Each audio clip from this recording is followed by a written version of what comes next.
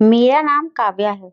मैं अपने माता-पिता की इकलौती बेटी हूँ और शायद इसीलिए मैं थोड़ी जिद्दी भी हूँ और साथ ही मैं बड़ी जिंदा-दिल और हँसमुख और मुँहफट हूँ।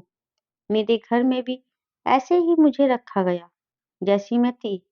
ऐसा नहीं कि मुझे टोका नहीं गया। पहले मेरी मम्मी-पापा ने कोशिश की मुझे बदलने की, क्योंकि मेरे इसी स्वभाव के कारण मेरी सबसे लड़ाई हो जाया करती थी। एक बार मेरी मौसी आई थी। वो मेरी माँ से कह रही थी, "इसे अभी सँभाल लो, नहीं तो हाथ से निकल जाएगी।" जो मैंने सुन लिया था, तो मैंने उनको खूब सुना दिया था। तब से वो आज भी घर नहीं आती हैं मेरे। मेरी माँ ने तब मुझे बहुत मारा था कि मैं अपनी ये हरकतें छोड़ दूँ, लेकिन मैं नहीं बदली। मेरे मन में जो होता है, मैं बोल देती हूँ। लेकिन फिर उन्हें समझ आ गया कि मेरा स्वभाव ही कुछ ऐसा है। लेकिन मेरे इस स्वभाव के चलते मेरे कई दोस्त तो बने, लेकिन उनमें लड़कियां कम थी और लड़के ज्यादा। मेरी माँ को मेरी चिंता रहती कि कल को ससुराल जाएगी तो वहाँ क्या गुल खिलाएगी। पर मेरे माँ पापा कहते हैं, जो अच्छा होगा अच्छा ही होगा। ऊपर वाले ने इसके लिए भी कुछ सोचा ही होगा। और इसी तरह दिन निकल रहे थे और अब मेरी शादी की उम्र होते ही मेरे लिए रिश्ता ढूंढना घर वालों ने शुरू कर दिया। कई तो घर तक पहुंचते ही नहीं थे। उसके पहले ही केवल इसलिए मना कर देते थे कि लड़की बोलती बहुत है। अब बताओ, भला यहाँ भी कोई कारण हुआ किसी को रिजेक्ट करने का? लेकिन मुझे इन सब बातों से कोई फर्क नहीं पड़ता है। मैं अपनी लाइफ में बहुत खुश हूँ, बोले तो बिंदास। पर मेरे माता पिता को मेरी फिक्र हो रही थी, क्योंकि शादी की उम्र हो और रिश्ता ना हो, वो भी एक लड़की का, तब उसके माता पिता कैसे चैन से बैठ सकते थे। तभी एक दिन अचानक एक रिश्ता घर तक आ गया। लड़के का नाम समीर है। उसके परिवार में उसके माता पिता और एक बहन है। मेरे माँ पापा बहुत खुश थे और माँ ने मुझे पहले ही सख्ती के साथ बोल दिया है कि मैं अपनी हंसी और बातों पर कंट्रोल करके रखूं। वो लोग संडे को आ रहे हैं। समीर और उसके घर वाले मुझसे मिलने आए और फिर जैसा कि होता है, चाय नाश्ता होने के बाद समीर और मुझे अकेले में बात करने को कहा गया। मैं कब से अपने आप को रोक कर बैठी थी। इतना चुप तो मैं कभी नहीं रही। फिर क्या था, जैसे ही वो आए, मैंने बोलना चालू कर दिया। मैंने सब कुछ पूछ लिया जो मेरे मन में था। कितना कमाते हो? क्या करते हो? घूमने का शौक है कि नहीं? बीच में मुझे लगा कि कहीं यह मना ना कर दे, पर समीर को मेरी यह बात ही पसंद आई। पर सबके बीच जाकर शादी के लिए हाँ कर दिया। घर वालों ने झट मंगनी कर दी और फिर शादी की डेट निकलवाई गई और 2 महीने के बाद ही मेरी शादी फिक्स हो गई। हम दोनों अब फोन पर आपस में काफी बातें करते थे।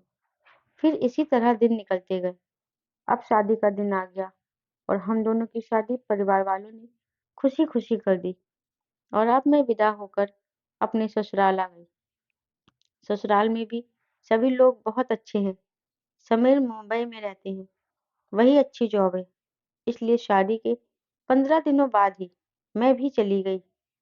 समीर सुबह 9 बजे ऑफिस जाते थे और शाम 7 बजे वापस आते थे।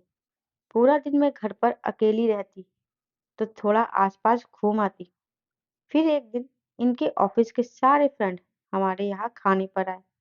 शादी के बाद यह पहली बार था जब सब मिल रहे थे। उस समय तो मैंने बात नहीं की थी, लेकिन जब घर में वो सब आए तो मैंने सबके साथ खूब गप्पे लड़ाए, खूब हंसी मजाक किया। समीर के पास्ट के बारे में पूछा। समीर मुझसे बोल रहे थे कि यह मुझसे ज्यादा तो तुम्हारे दोस्त लग रहे हैं। उसमें ही समीर का एक दोस्त था, सोनू। वो पहले ऑफिस में था, लेकिन अब वो मॉडलिंग करने लगा था।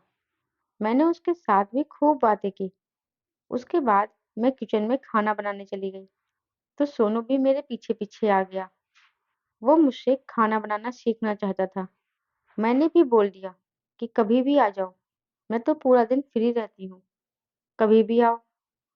समीर सुबह जब ऑफिस गए तो सोनू अगले दिन सच में खाना बनाना सीखने आ गया था। थोड़ा बहुत मैंने उसे सिखाया और शाम को वापस चला गया। सोनू अपनी कैब भूल गया था। जब समीर ऑफिस से आए तब उन्होंने मुझसे पूछा कौन आया था, क्योंकि उन्हें कैब दिखाई दी थी। मैंने बोला सोनू कल बनाना सीखने को बोल रहा था, आज आ भी गया, अभी तुम्हारे आने के पहले ही गया है। उनका चेहरा थोड़ा उतरा। वो बोले अच्छा इतना रुका, तो मुझसे भी मिल लेता। मैंने उस समय उनकी बात पर इतना ध्यान नहीं दिया। अगले दिन जब वो ऑफिस से आए तो सोनू घर पर ही था। समीर उनसे मिले, उनकी कुछ बातें हुई। जब वो गया तब वो बाथरूम में फ्रेश होकर आए और जैसे कि मेरी आदत थी, मैं पूरा दिन की कहानी बड़-बड़ करके उनको बता रही थी। एकदम से वो मुझ पे जोर से चिल्लाए, बोले चुप भी रहा करो, इतना बकवास करती हो। ऑफिस से काम करके आता हूँ, तुम्हारी तरह घर पर मजे नहीं करता। उनकी ऐसी बातें सुन मैं घबरा गई। ऐसा गुस्सा मुझ पर कभी किसी ने नहीं किया था, मेरे पापा ने भी नहीं। मेरी आवाज बंद हो गई और आंसू शुरू हो गए। मुझे समझ नहीं आया कि उन्हें किस बात पर इतना गुस्सा आया। अब हम दोनों में बात बंद हो गई थी। मैं खुद अब उनसे बात नहीं कर रही थी, क्योंकि उनका इस तरह का बर्ताव मुझे बिल्कुल पसंद नहीं आया। और फिर दूसरे दिन इनके ऑफिस जाने के बाद जब सोनू घर आया तो मैं बहुत दुखी थी। पहले के जैसे चहक नहीं रही थी। सोनू समझ गया कि जरूर मेरे और समीर के बीच कुछ हुआ है।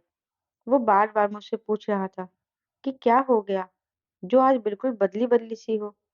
लेकिन मैंने नहीं बताया कुछ भी। तो वो कहने लगा अच्छा मैं जा रहा हूँ, फिर आऊंगा खाना बनाना सीखना। और फिर अगले दिन मैंने मम्मी को सारी कहानी सुनाई, क्योंकि मुझे नहीं पता था कि मैंने क्या किया जो इतना शांत रहने वाले समीर भी मुझ पर भड़क गए। फिर माँ ने मुझे समझाया। मम्मी ने मुझे जोरदार डांट लगाई और बोला तुझे सोनू को घर बुलाने की क्या जरूरत थी। मुझे समझ नहीं आया। माँ बोली कि बेटा वो अभी तुझे पूरी तरह जानता नहीं है और वो तेरा पति है। तू अगर दूसरे किसी के साथ ज्यादा घुलेगी तो हो सकता है कि उसे बुरा लगे। मुझे थोड़ा बहुत समझ आया कि उनका मूड क्यों खराब हुआ। अगले दिन फिर सोनू आता है और अब सोनू को कुछ प्रोजेक्ट मिल गया था, तो 2-3 महीनों के लिए वो बाहर जाने वाला था। समीर ऑफिस से आए तब सोनू को मैंने रोक रखा था। समीर का मुंह उतरा हुआ था। उसे देखकर और ज्यादा खराब हो गया। बातों बातों में मैंने बोला कि मैं बहुत खुश हूँ, सोनू को कोई प्रोजेक्ट मिला है, वो बाहर जा रहा है। साथ ही मैंने यह भी कहा कि अगर तुम फेमस हो जाओ तो प्लीज अपनी इस बहन को भूल ना जाना। सोनू बोला अरे बिल्कुल नहीं, अभी कुछ दिन से आपकी वजह से मेरा पेट ठीक है, वरना बाहर का खाना खाकर मेरा तो इन्फेक्शन हो गया था। समीर का चेहरा अब बदल गया था। उसके चेहरे पर बहन शब्द सुनकर स्माइल आ गई थी। फिर खाना खाकर सोनू चला गया था, लेकिन मैं समीर से बात अभी भी नहीं कर रही थी, क्योंकि वो मुझ पर भड़का था।